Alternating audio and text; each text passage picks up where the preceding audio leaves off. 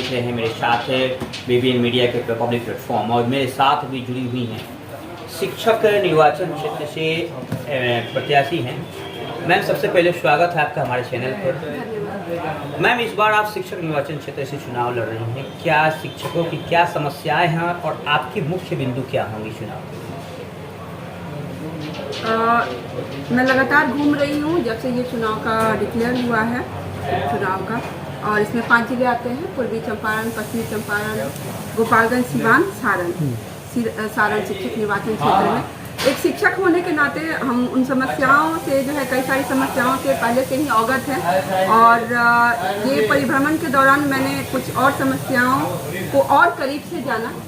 तो समस्याएं तो कई सारी हैं, लेकिन 12 प्रमुख मुद्दों पे हम लड़ रहे हैं। जो संकल्प पत्र मैंने बनाया है उसमें सबसे पहला है वित्त रहित शिक्षकों के लिए जो घाटा अनुदान और जो लंबित राशि है, लंबित अनुदान है, 1 दशक से लगभग ऊपर हो गया, तो वो अनुदान शीघ्र मिले।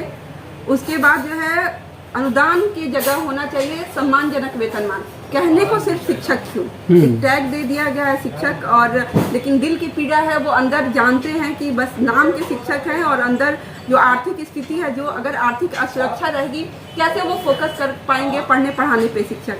तो एक सम्मानजनक वेतनमान होना चाहिए, सम्मानजनक जीवन जीने का हक सबको है, तो वित्त रहित शिक्षकों को भी है। और फिर उनके संस्थानों का राजकीयकरण, अधिग्रहण हो, इसके लिए आवाज़ मैं बुलंद करती रहूँगी।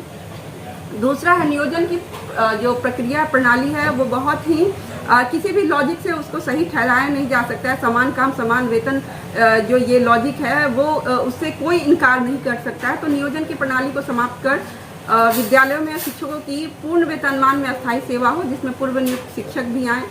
फिर उसके बाद है कि ससमय वेतन मिले, प्रथम माह के प्रथम सप्ताह में वेतन मिले। उसके बाद है हमारे बुढ़ापे की जो लाठी है, ओल्ड पेंशन स्कीम, वो मिलनी चाहिए।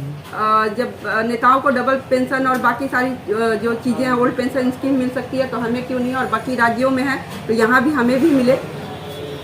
उसके बाद है कि पश्चिमी चंपारण में एक राजकीय विश्वविद्यालय होना चाहिए, जो मुजफ्फरपुर हेडक्वार्टर से उसकी दूरी वाल्मीकि नगर या नेपाल का जो सीमावर्ती क्षेत्र है। सोचिए बच्चे डॉक्यूमेंट्स वगैरह कागज पत्तर के लिए कहाँ मुजफ्फरपुर इतनी किलोमीटर ट्रैवल करके आना पड़ता है, तो मेरे हिसाब से वहाँ पे कम से कम एक राजकीय विश्वविद्यालय जरूर होना चाहिए। उसके अलावा जो छुट्टियाँ हैं उसमें भी इतना कैटेगराइजेशन है, इतने कोटि के शिक्षक एक तो सरकार कर रखा है, उसमें भी छुट्टियों में भी जो है इतना भेद और इतना कॉम्प्लेक्सिटी कर दिया गया। तो एक यूनिफॉर्म लॉजिक से सभी इंसान हैं और सभी की आवश्यकताएं एक जैसी है, किसी की कम ज़्यादा नहीं है। तो छुट्टियों में भी एक रूपता हो। तो पढ़ाई के अलावा भी टैलेंट है, खेल संसाधन में, म्यूजिक में। आजकल शिक्षकों को जो है वो पढ़ाई के कार्य से हटाकर कई अन्य कार्य के लिए उनको मतलब कि जबरदस्ती थोप दिया जाता है, और शिक्षक जो है वो पढ़ाई नहीं करा पाते हैं, और साथ में उनकी जो सैलरी जो है वो जो नियोजित शिक्षक हैं, चाहे जो अन्य शिक्षक जो भी शिक्षक हैं, उनकी सैलरी जो है टाइमली नहीं होती। इन सब संबंध में आप अगर सदन में जाती हैं तो क्या आपकी भूमिका होगी?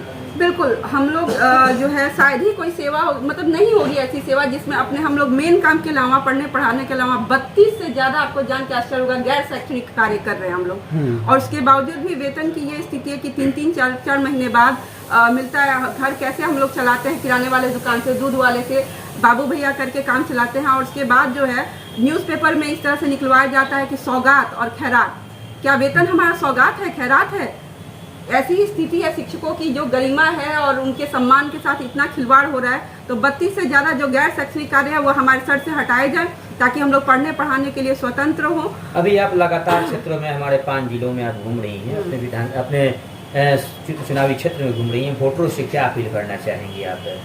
बिल्कुल, मैं यही कहना चाहूँगी कि सारे जो बंधन है, जातीय बंधन है, राजनीतिक दल का जो बंधन है, इन सब से हटकर उठकर सिर्फ शिक्षक हित पर इस बार मतदान करके देखें, और नहीं तो फिर सिस्टम को कोसते रह जाएंगे। एक जेन्युइन कैंडिडेट को अगर आप लोग नहीं पहचानेंगे, सिर्फ ऊपर के 2-3 कैंडिडेट्स को ही आप देखेंगे और बाकी को मौका नहीं देंगे, तो फिर कुछ नहीं होगा। रोते रहेंगे, सिस्टम को कोसते रहेंगे और कुछ नहीं होगा।